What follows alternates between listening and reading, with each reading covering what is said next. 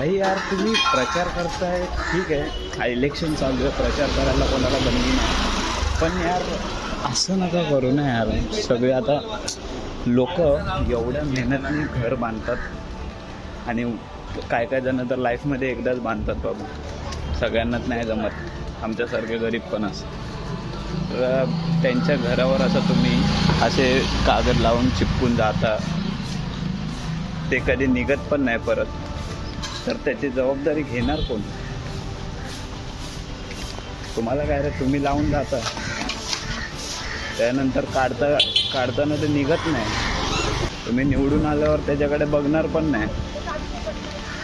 राहायचं त्यांनाच आहे घरामध्ये, घरातल्यांना. प्लीज नका करू यार असं.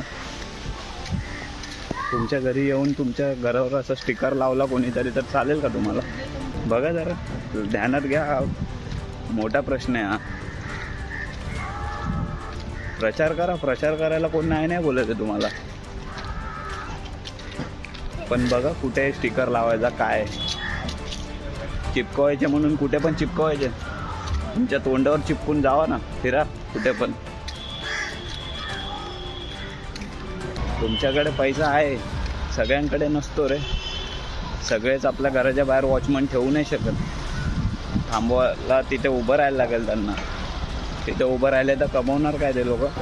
आणि तुम्हाला टॅक्स कसला देणार, कधी कुठून कसा देणार? आणि तुम्ही ते पैसे खाणार कधी? आणि घरं बांधणार कधी? त्यांच्या बाहेर वॉचमन ठेवणार कधी? सगळं बघायला लागतं ना. तुमच्याच फायद्यासाठी करतो आणि आम्ही, असं पण नाही याच्यात आमचा फायदा आहे. बघा जरा, लक्ष द्या यावर, मोठा पॉईंट आहे. आणि हे फक्त एकाच एरियाचं नाही, सगळीकडे आहे, ऑलमोस्ट सगळीकडे आहे. बघा आत्ताच माझ्यासमोर लावून गेले बायका आलेल्या 10-15, बघा पूर्ण दरवाजावर लावून गेले.